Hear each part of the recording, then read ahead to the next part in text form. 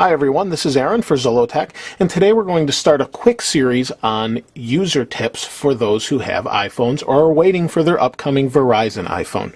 So I figured we'd start this off by talking about battery life and giving some tips on saving that. So let's go ahead and turn this on, and what we will find here is our home screen.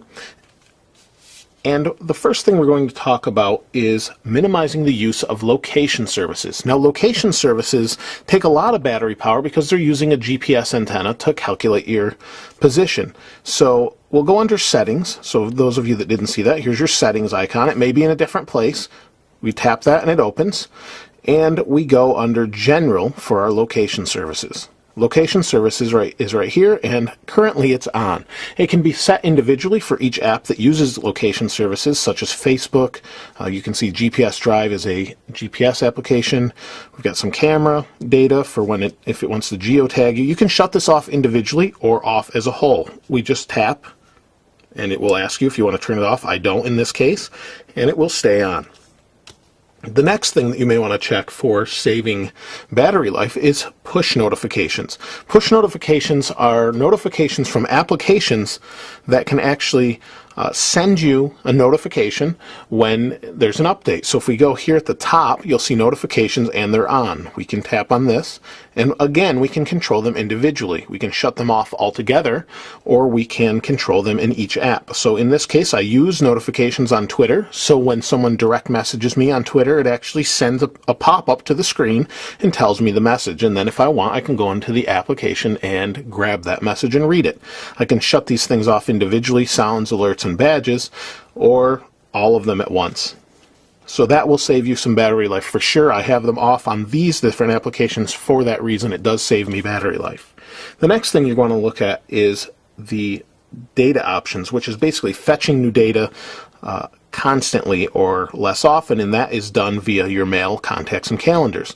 Mail has a lot of different options as far as what you can do with it, but the things that use the most battery have to do with push email. And for those of you that don't know what push email it is, basically it takes your email and connects with the account kind of constantly and pings it and says, is there a new email? And within seconds of receiving the new email, it pushes it to the phone so that you have it what seems to be instantly or almost instantly. That takes up a lot of battery over time. So to access that, let me go back, fetch new data is set to push. We go into here. We can shut off push data, so I'll do that to show you. And then below this, we have options for how often we want it to look then. If we don't want it to be pushed, we want to see how often the accounts that don't support push data actually will check your email. So we have 15 minutes, 30 minutes, hourly, or manually. For the best battery life, you want to set it to manually so that it actually looks and sets your email to only be checked when you access your email. Otherwise, it's just going to check at every different interval you set it to. So let me turn that back on. The next thing you want to check for is fewer email accounts. These email accounts can be set up individually to pull data.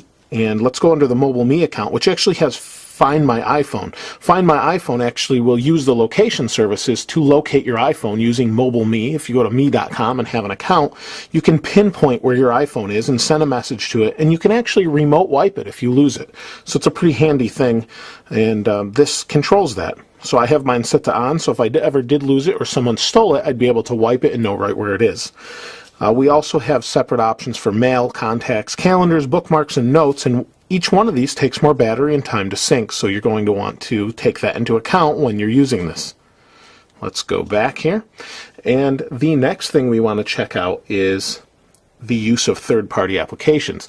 Now let's go back to the home screen, and that means multitasking. There's a lot of applications that can run in the background, such as Pandora and music applications. And the way we see that is this home button here, we tap it twice. Double tap, double click. And we can scroll. And here's all the applications that are suspended currently and taking up memory and possibly using data or running in the background. So to shut those, we tap and hold. You'll see them start to jiggle, and we have minus signs.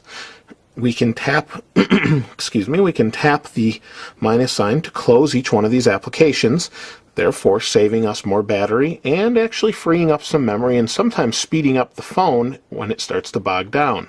So you can see I just closed these all out. and we can just go close all of them, and that's it. Tap again, either on the bottom home button, or we can tap the screen to go back to normal.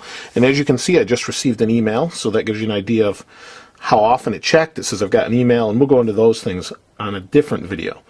Another thing that can use up battery is your different connections, such as Bluetooth and Wi-Fi. We access those again under Settings, and we find Bluetooth under General, so we'll go under General, and here you see Bluetooth is off.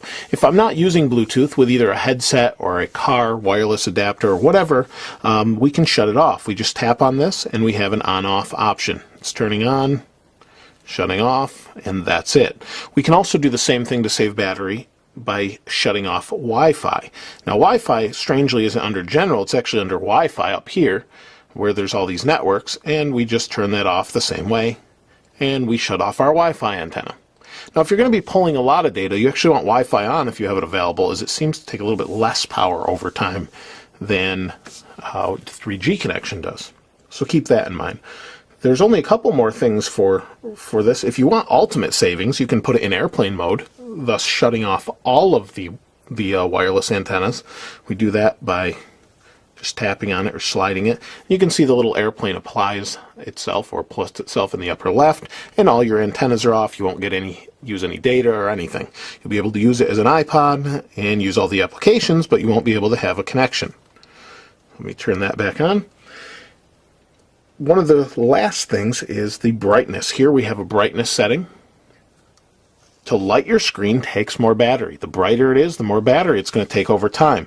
I have mine set to auto brightness, so there's actually an ambient light sensor up here based on the brightness of the room will brighten or dim the screen. Now I'll turn this up and show you, and it's going to affect the white balance of the camera, so I apologize, but there's the bright. See how bright that went? I can turn it all the way down. It's very hard to see, but you could do that if you needed to. And the auto brightness does help, like I said, especially if you're in a bright area and it's sunny, you want the brightness on, it will kick the brightness up when it senses the extra sunlight. Now finally, we can do something that you wouldn't really think uses a lot of battery, but can when you're playing music, is the equalizer or EQ. And that's found under iPods under settings. So we go to iPod, and here is your EQ. You have different settings for your equalizer. If you turn that off, you're going to use less power while using your iPhone as an iPod and listening to music. And for whatever reason, that does save quite a bit of power according to Apple. There is another thing for those of you that have a 3G or a GSM, I should say, iPhone like this one that's on AT&T or has a SIM card, and that is your 3G connection. 3G data usage actually takes more power than Edge, which is slower and more like dial-up, but it will consume less power. So under network here, we have enable 3G. If I turn that off, I can turn off cellular data altogether here, which will also save power. But that will save us some power if you don't need to be accessing the internet constantly, or you need to really conserve power.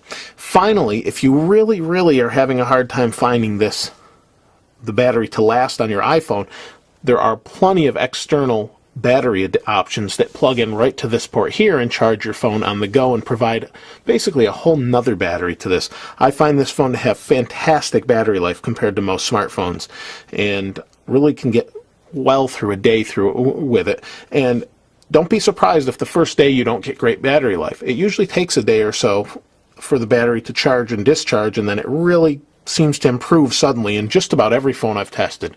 So that's going to be a key to any of you that first get your iPhone and think maybe you have a bad battery. Give it a day or two. You'll see a big increase. And for any of those that are getting a Verizon iPhone, congratulations, finally it's there, I know, and hope this helps you out. Check back soon for the next video, and this is Aaron. I'll see you next time.